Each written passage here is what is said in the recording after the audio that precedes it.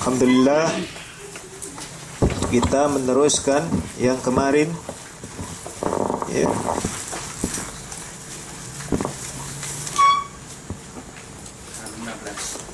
Halaman 15 ya.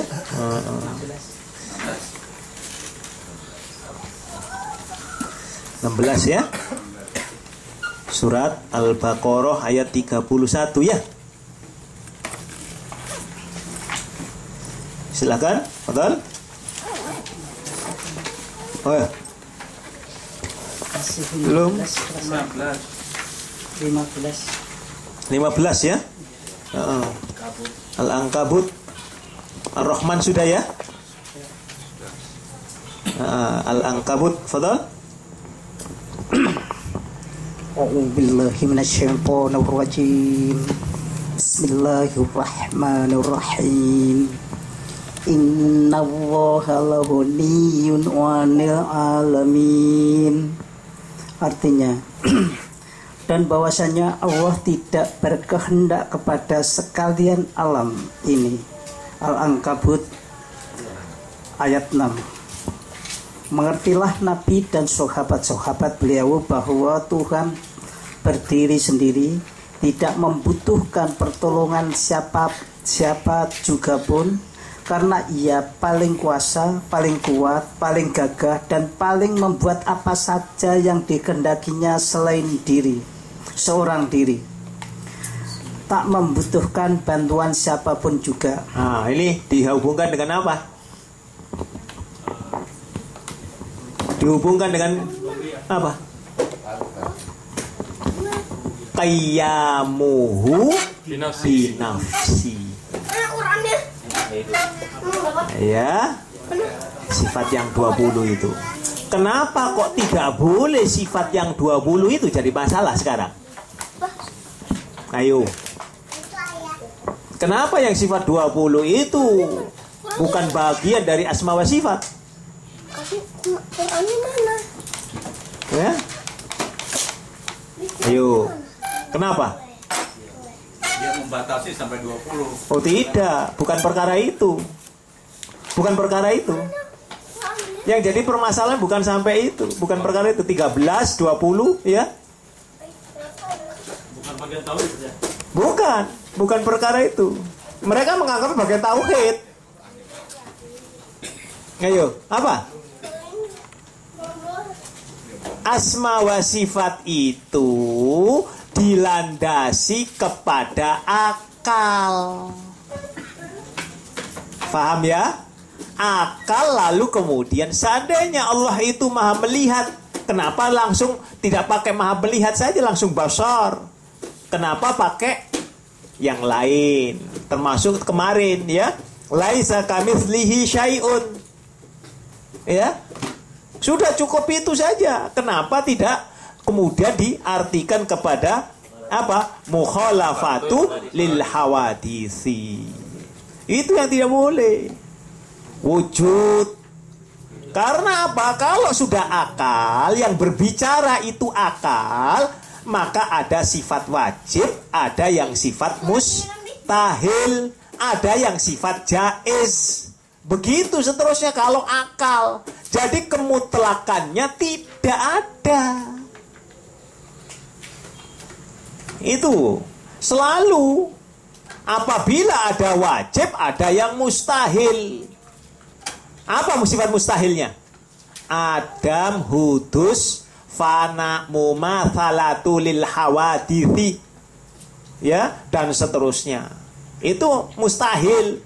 Ada sifat jaiznya Allah. Loh, begitu kalau menurut akal, maka itu tidak diperkenankan. Inilah bid'ahnya Asy'ariyah. Nah, ya, inilah bid'ahnya Asy'ariyah. Karena dia menggunakan akal dulu. Itu ya. Akal terbatas. Nah, akal terbatas. Maka ingat, perlu diketahui Asy'ariyah ini sebelum beliau apa? Bertaubat. Ya, sama dengan Ihya Ulumuddin, Imam Al-Ghazali itu sebelum beliau bertaubat. ketika beliau bertobat, beliau mengarang Ibanah, kitab Ibanah. Tetapi kitab Ibanah itu tidak diakui oleh orang-orang yang lain yang tadinya senafas dengan dia, karena bertentangan, tidak digunakan lagi. Ya, demikian pula seperti Al-Ghazali, tidak dipergunakan kitabnya, yang dipergunakan ketika beliau belum bertaubat, Al-Ihya Ulumuddin.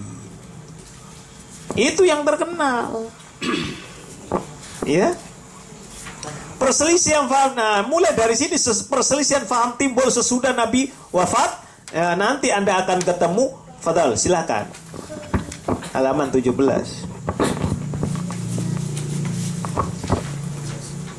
Ya. Halaman 17. Perselisihan paham timbul sudah. Perselisihan paham timbul sudah Nabi wafat. Yang teramat mulia Nabi Muhammad SAW wafat tanggal 2 Rabiul Awal tahun 11 Hijriah, bersetuju dengan 8 Juni 632 Masehi. Ini benar atau tidak? Belum jelas. Gitu aja ya. Ada satu sisi mengatakan tanggal 12 Rabiul Awal, wis macam-macam lah. Ya, belum jelas. Ya. Yang terkenal itu adalah tanggal 12 Rabiul Awal. Ya. Nah, itu. Terus lanjutkan. Pada hari wafat beliau, sekumpulan kaum Ansor atau sahabat-sahabat Nabi yang berasal dari Madinah berkumpul di suatu balairung yang bernama Syahifah Bani Syaidah untuk mencari khalifah atau pengganti Nabi yang sudah wafat. Kaum Ansor ini dipimpin oleh Sa'ad bin Ubadah atau ketua kaum Ansor dari suku Khazraj. Mendengar hal ini, kaum Muhajirin atau sahabat-sahabat asal dari Mekah yang pindah ke Madinah datang bersama-sama ke balairung itu dengan dipimpin oleh Sayyidina Abu Bakar Siddiq radhiyallahu anhu. Sesudah terjadi perdebatan yang agak sengit antara kaum Ansor dan kaum Muhajirin yang setiapnya mengemukakan calon dari pihaknya, bersepakatlah mereka mengangkat sahabat yang paling utama Sayyidina Abu Bakar Siddiq sebagai khalifah yang pertama. Nah, selesai sampai di situ. Itu tidak ada permasalahan, walaupun terjadi timbul perselisihan antar sahabat. Ya, sampai-sampai rumah Ali itu disiapkan kayu bakar untuk dibakar. Oleh siapa? Oleh Umar ibnu Khattab dan kawan-kawan. Ini yang diungkap ke atas, ke permukaan oleh kawan-kawan kita dari Syiah. Perselisihan ini. Padahal sesungguhnya perselisihan di antara para sahabat sudah diberhentikan sampai di situ. Kita tidak boleh membuka lagi. Karena apa? Mereka adalah generasi yang utama, terbaik. Nah, kita ini termasuk di antaranya tokoh-tokoh pergerakan, di antaranya Hizbut Tahrir, ya, Negara Islam Indonesia, ya. Ini yang membahas itu perselisihan, sehingga ada yang mengungkapkan di antara para sahabat itu tidak semuanya baik, ada yang buruk, ada yang baik. Keliru, sudah namanya sahabat itu sudah baik semua. Mau pertentangan, mau apalah, ya, mau terbunuh seperti Tolhah, ya, terbunuh oleh Ali, ya, tetap masuk surga. Sudah usah dipermasalahkan itu. Kita dilarang sama sekali ungkit-ungkit itu. Siapa saja memperburuk-burukan mereka, tanda akidahnya melenceng. Sudah. Ya. Silakan pada halaman 19 yang terakhir itu Anda baca. Ini karena tadi kemarin sudah tahu anti duluan kan, ada yang dimusuhi kan, yaitu Ibnu Taimiyah ya. Lihat itu pada halaman 19 bagian bawah itu. Kemudian timbul pula faham Jabariyah yang mengatakan bahwa sekalian yang terjadi Mujassimah bawahnya. Kemudian timbul pula faham Mujassimah, yakni faham yang menyerupakan Tuhan dengan makhluk, punya tangan, punya kaki, duduk di atas kursi, turun dari tangga serupa manusia. Tuhan adalah cahaya seperti lampu dan lain-lain kepercayaan.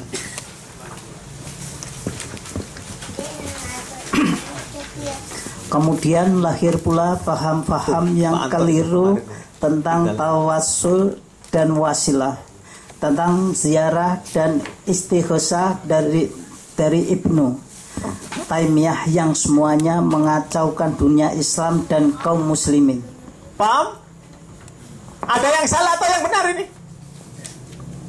Halaman 20 tuh, lihat itu. Bagian atas itu. Hah? Apa yang salah? Tawasul. Lah iya itu siapa yang tawasul? Ibnu Taimiyah? Bukan. Istighosah siapa? Yang ada yang pengarangnya ini yang salah kok. Tetapi nyalahkan orang.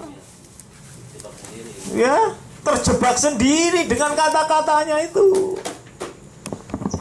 Itu ya.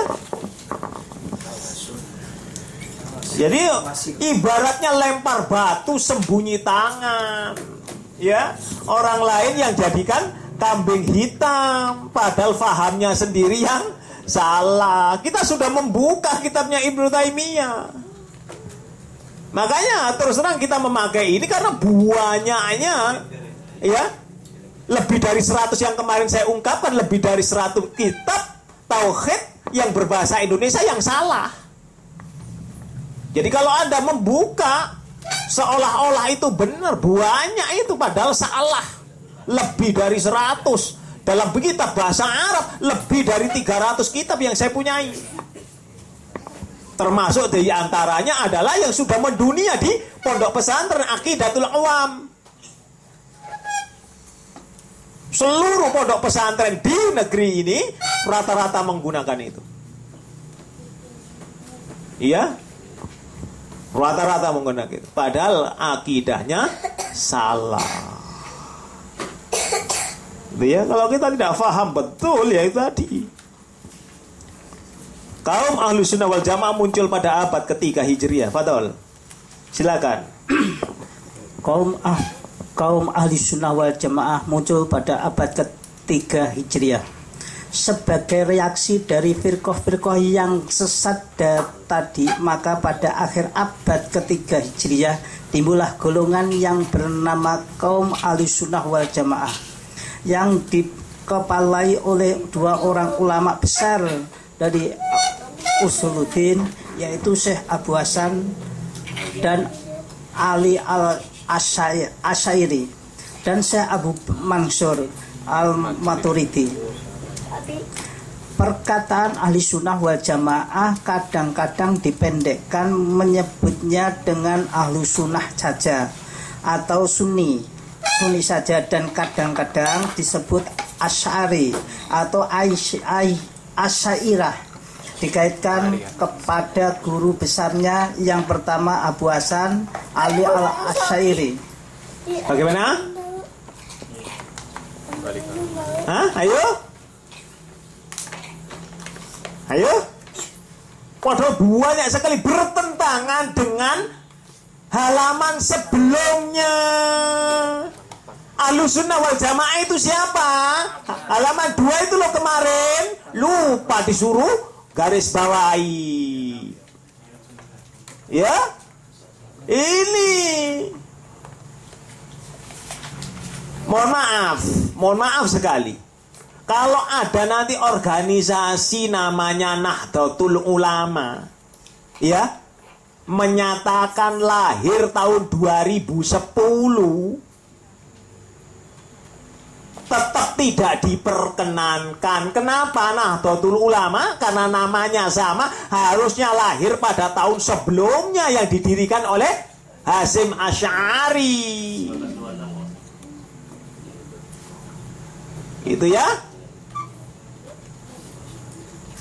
Muhammadiyah didirikan pada tahun 1912. Nanti ada orang yang mengadakan organisasi Muhammadiyah juga tidak boleh namanya. Saya suruh cari yang lain. Gitu nanti dompleng dengan ini, dompleng ternyata berbeda bagaimana? Malah merusak kan? Susah untuk dicari, susah dilacak.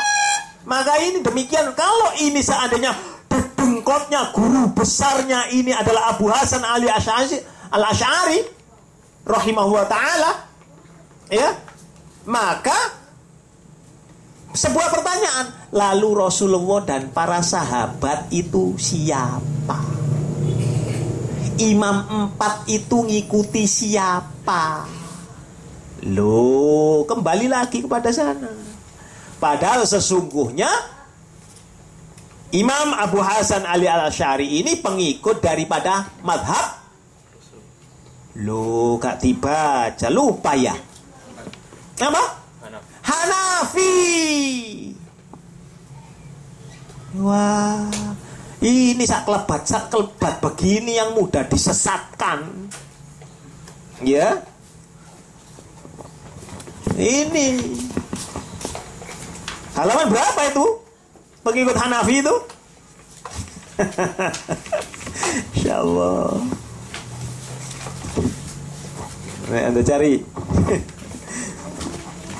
Ya.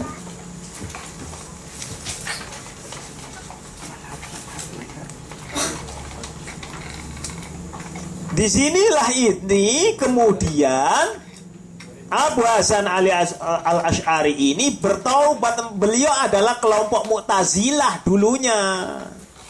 Lalu bertaubat mengarang Al-Ibana.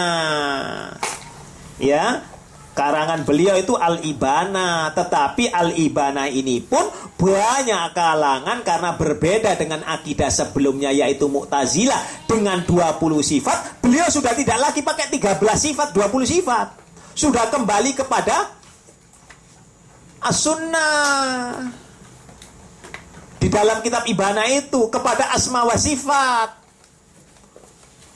Ini yang bertentangan. Ya. Lalu kemudian tidak dipakai. Inilah timbulnya perselisihan itu, sama dengan kita mengungkapkan.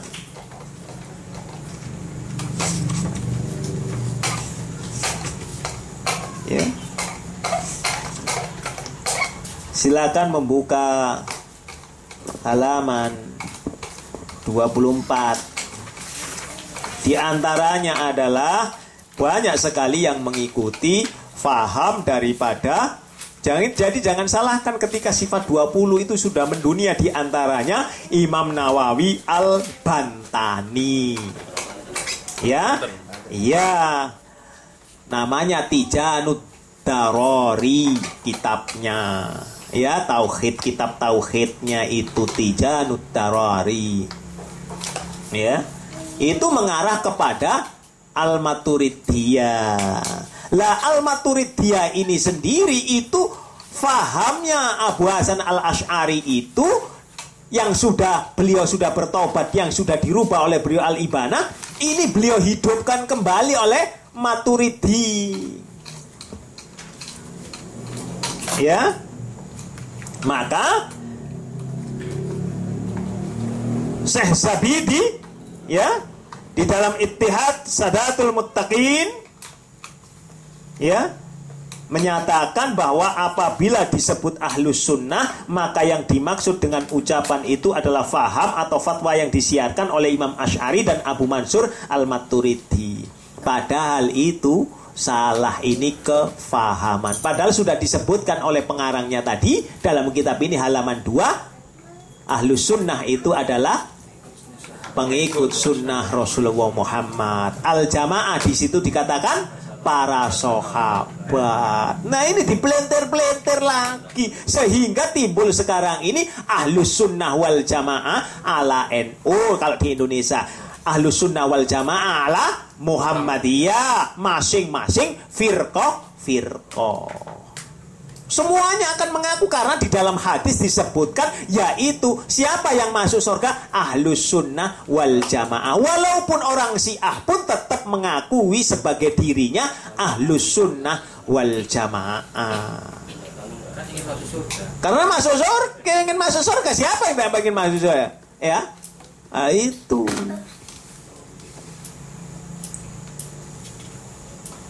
Padahal tidak di. Kalau kita kembalikan lagi di dalam surat 4 surat 3 ayat 59, ya.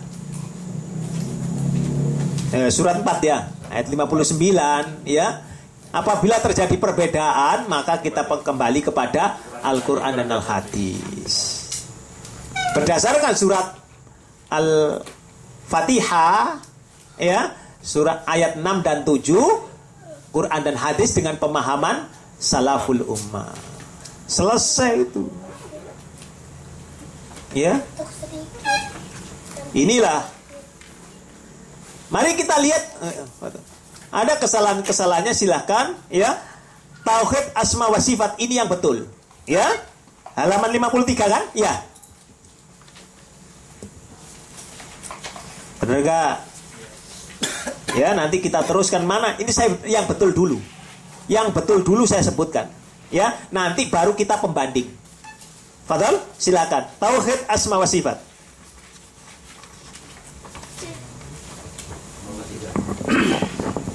Tauhid asma wa sifat. Nama-nama Allah dan sifatnya adalah merupakan perkara gaib yang tidak bisa diketahui oleh manusia secara detail kecuali lewat jalan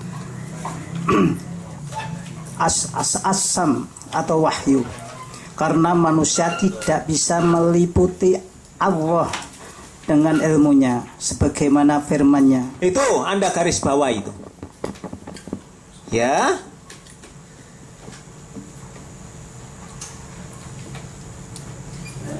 Kemudian pembahasan mengenai sifat adalah bagian dari pembahasan tentang zat. Kalau sudah membahas sifat, maka membahas tentang zat. Di dalam ilmu tajwid juga mengenal itu. Kalau sudah makhorijul huruf, tentu kita harus belajar sifatul huruf. Ya, tidak mungkin orang itu mengeluarkan makhraj tanpa belajar sifatul huruf.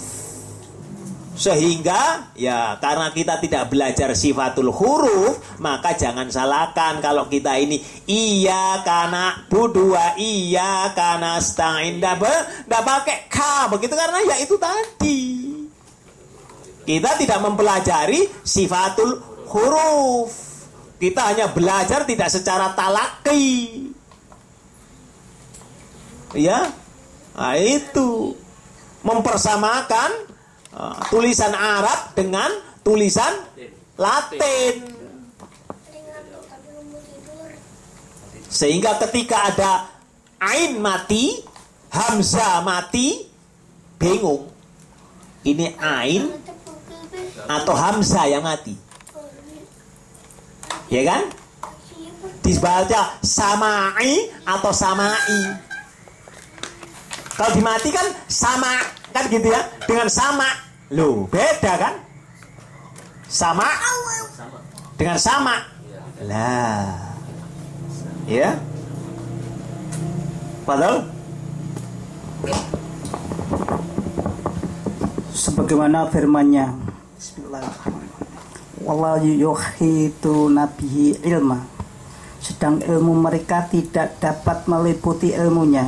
Surat Toha ayat 110. Pembahasan mengenai sifat adalah bagian dari pembahasan tentang zat.